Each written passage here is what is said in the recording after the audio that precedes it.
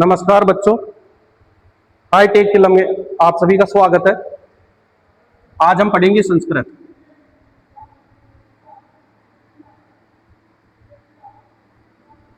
संस्कृत में सबसे पहले हम स्टार्ट करेंगे वर्ण विचार से।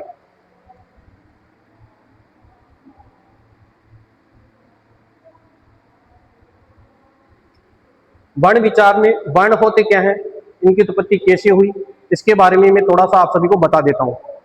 वर्णों की उत्पत्ति भगवान शिव के डमरू वादन से हुई।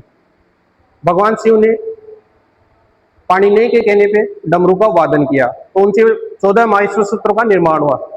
14 माहेश्वर सूत्रों से इन वर्णों की उत्पत्ति हुई और पाणिनि ने उनको सुना और सुनकर उन्होंने अपने ग्रंथ में लिखा। उससे वर्ण समाज में आए। अब वर्ण होते क्या हैं, व्याकरण के अनुसार वर्ण होते क्या हैं, मैं आपको बता देता हूं। वर्ण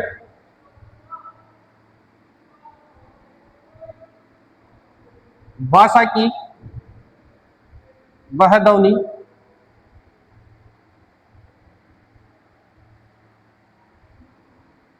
जिसके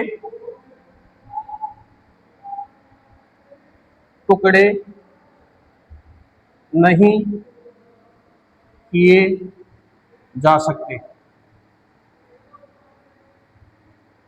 अर्थात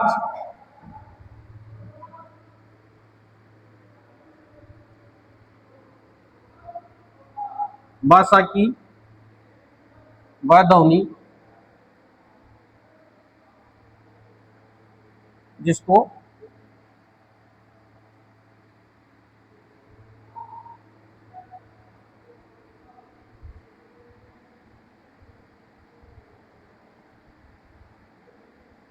तोड़ा न जा सके। और व्याकरण सम्मत देखें,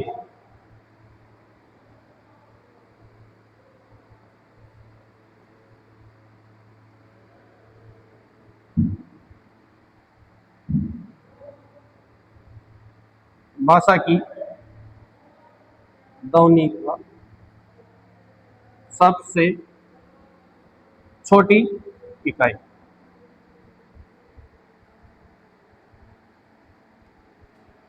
वर्ण कहलाती है।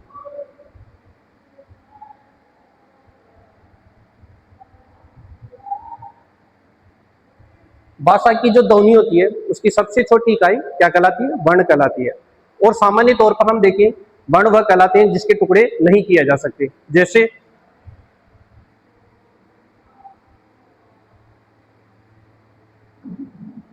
ए, आ, ई, ख, ख आदि, ये सभी वे वर्ण हैं जिनके हम टुकड़े नहीं कर सकते। वर्ण भाषा की वह ध्वनि जिसके टुकड़े नहीं किया जा सकते, अर्थात भाषा की वह ध्वनि जिसको तोड़ा ना जा सके।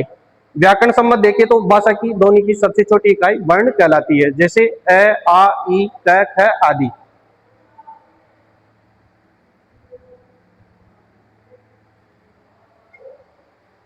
अब हम देखते हैं कि वर्ण कितने प्रकार के होते हैं। अब हम देखेंगे कि वर्ण कितने प्रकार के होते हैं। वर्ण सामान्यतः दो प्रकार के होते हैं।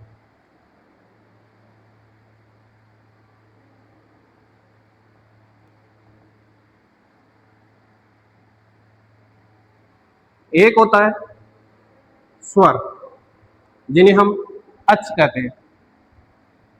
दूसरा होता है व्यंजन, जिन्हें हम हल कहते हैं। वर्णों को दो भागों में डिवाइड किया गया है, पहला है अच, दूसरा है व्यंजन। अब हम देखेंगे कि स्वर किसे कहते हैं या अच किसे कहते हैं।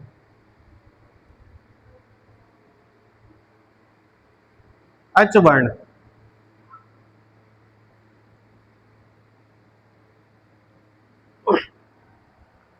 अच वर्ण उन्हें कहते हैं जो स्वतंत्र रूप से बोले जाए, जिनको बोलने में किसी की आवश्यकता, किसी दूसरे वर्ण की आवश्यकता नहीं हो, उन्हें हम स्वर कहते हैं।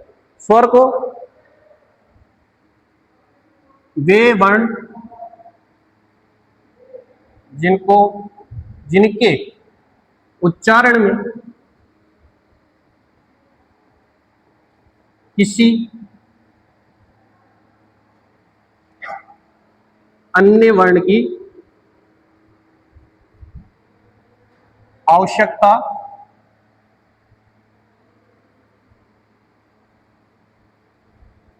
नहीं हो, अर्थात स्वतंत्र रूप से बोले जाने वाले वर्ण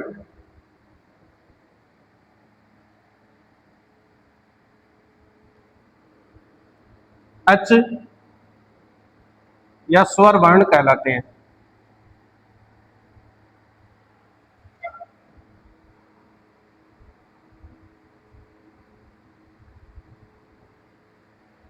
वर्ण सामान्यतः दो प्रकार के होते हैं, पहला होता है स्वर वर्ण, दूसरा होता है व्यंजन वर्ण। अब हम पढ़ रहे हैं स्वर वर्ण। स्वर वर्ण किसे कहते हैं? वे वर्ण जिनके उच्चारण में किसी अन्य वर्ण की आवश्यकता नहीं हो, अर्थात स्वतंत्र रूप से बोले जाने वाले वर्ण अच वर्ण कहलाते हैं। स्वतंत्र रूप से बोले जाने वाले वर्ण अच वर्ण कहलाते हैं। अब अच वर्ण आप सभी को पता चल गया कि स्वर वर्ण किसे कहते हैं। अब हम पढ़ेंगे कि ये कितने प्रकार के होते हैं या ये कितने होते हैं। सबसे पहले ये देखो कि ये कितने होते हैं। अलग अलग ग्रंथों के अनुसार तो ये अलग अलग इनकी संख्या बताई गई है। पतंजलि ने पाणिनि के अनुसार बताया, पाणिनि ने माहेश्वर सूत्र के अनुसार बताया। अगर माहेश्वर सूत्र के आधार पर देखें, माहेश्वर सूत्र के आधार पर 9 प्रकार के और अन्य व्याकरण ग्रंथों के आधार पर देखिए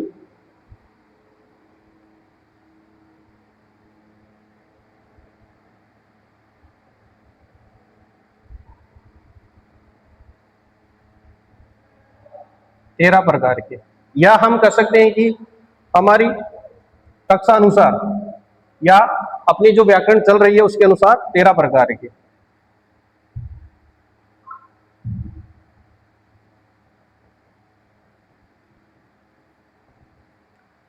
इनमें से देखें तो माहेश्वर सूत्र के आधार पर कितने प्रकार के? 9 प्रकार के। और अन्य व्याकरण ग्रंथों के आधार पर देखें तो सामान्य या सामान्यतः देखें तो 13 प्रकार के। अब हम ये देखते हैं कि ये 9 प्रकार या 13 प्रकार, इनको कितने भागों में विभाजित किया गया है? वर्णों को कितने भागों में विभाजित किया गया है? तो वर्णों को सामान्यतः 3 भागों में बांटा गया है।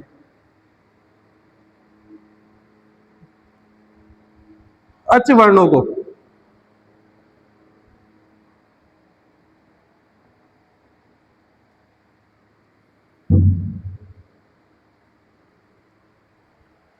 पहला है ह्रस्व स्वर, दूसरा है दीर्घ स्वर और तीसरा है क्लुप्त स्वर।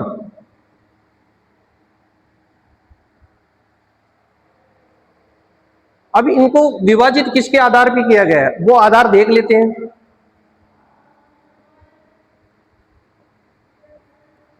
इन तीनों भागों को उच्चारण के आधार पर, उच्चारण में लगने वाले समय के आधार पर,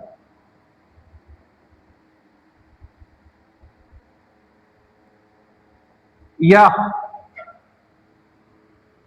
मात्रा काल के आधार पर विभाजित किया गया है।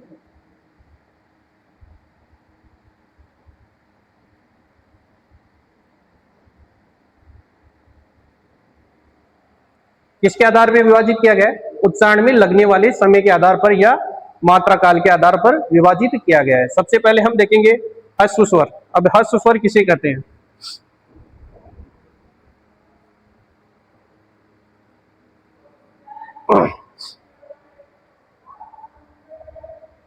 हिस्सु स्वर कहते हैं वर्णों के मूल स्वर। मूल स्वरों को हिस्सु स्वर कहते हैं। हिस्सु स्वर अर्थात वे स्वर जिनके उच्चारण में एक मात्रा का समय लगे। जिनके उच्चारण में कितनी मात्राओं का समय लगे? सिर्फ एक मात्रा का, उन्हें हम हिस्सु स्वर कहते हैं। वे स्वर वर्ण जिनके उच्चारण में एक मात्रा को संस्कृत में निमेष कहते हैं,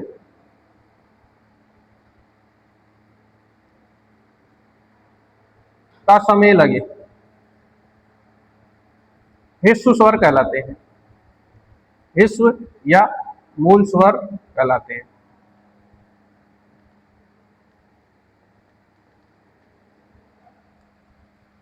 मूल स्वर कहलाते हैं।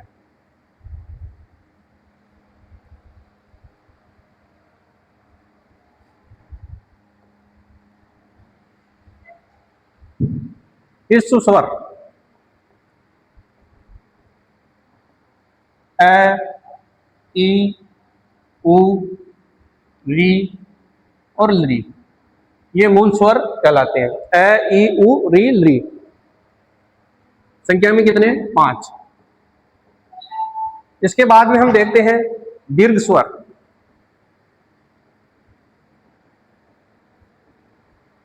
वे स्वर वर्ण जिनके उच्चारण में 2 मात्रा का समय लगे। कितनी मात्रा का समय लगे? 2 मात्रा का। वे कौन से स्वर कहलाते हैं? दीर्घ स्वर कहलाते हैं। वे स्वर वर्ण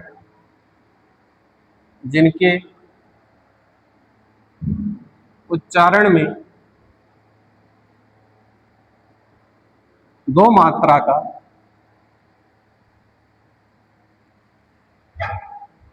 समय लगे, उन्हें दीर्घ स्वर कहते हैं। 2 मात्रा का उच्चारण समय लगे, उन्हें क्या कहते हैं? दीर्घ स्वर कहते हैं। हृस्व स्वर के अलावा सभी स्वर दीर्घ स्वर कहलाते हैं। आ, ए, ओ, ऐ, औ,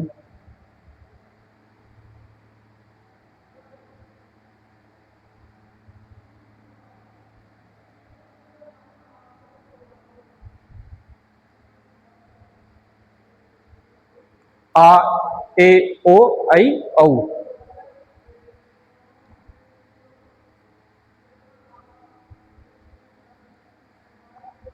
ई और दीर्घ री। आ, ए, ओ, ऐ, ओ, री, दीर्घ री और दीर्घ ऊ, ये सभी दीर्घ स्वर कहलाते हैं। इसके बाद में हम देखते हैं प्लुत स्वर।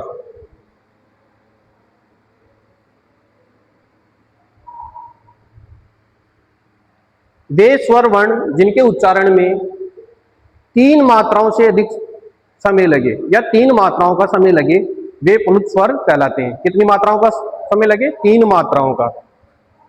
वे स्वर वर्ण जिनके उच्चारण में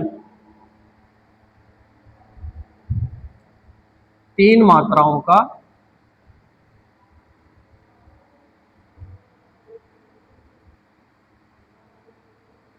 या उससे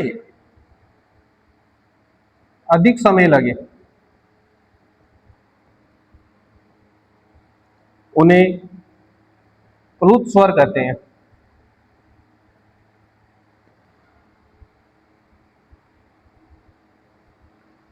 अब जो प्लुत स्वर का चिन्ह होता है वो हिंदी के 3 के तरह होता है। ये जो चिन्ह है सभी स्वरों के पीछे लगा देते हैं तो वो प्लुत स्वर बन जाते हैं। जैसे ए है तो ये प्लुत का चिन्ह, इसको बोलेंगे आ ये प्लुत का चिन्ह, ई ये प्लुत का चिन्ह, दीर्घ ई ये प्लुत का चिन्ह। इस प्रकार प्लुत स्वरों को दिखते हैं। इसके बाद में हम पढ़ेंगे व्यंजन वर्ण। व्यंजन वर्ण किसे कहते हैं? वे वर्ण जो स्वरों के सहायता से बोले जाए या जिनका उच्चारण स्वरों के माध्यम से होता हो, वे व्यंजन वर्ण कहलाते हैं। अगले वर्ण है व्यंजन वर्ण। व्यंजन वर्ण किसे कहते हैं? वे वर्ण जो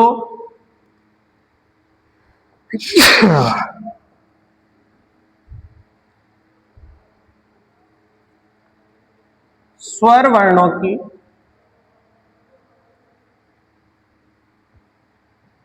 सहायता से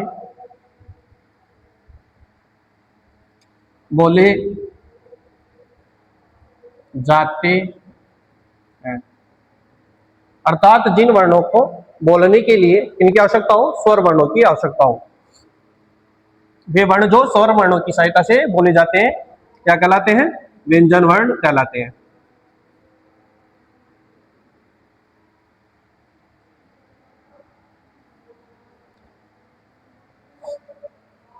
बिना स्वरों की सहायता से व्यंजन वर्णों को नहीं बोला जा सकता। अब ये देखते हैं कि इनको कितने भागों में विभाजित किया जाता है। इनको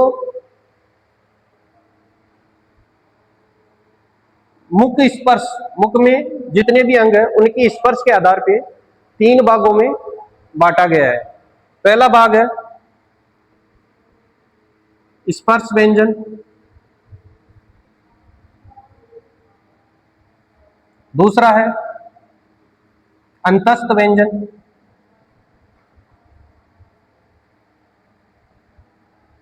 और तीसरा है उष्म व्यंजन।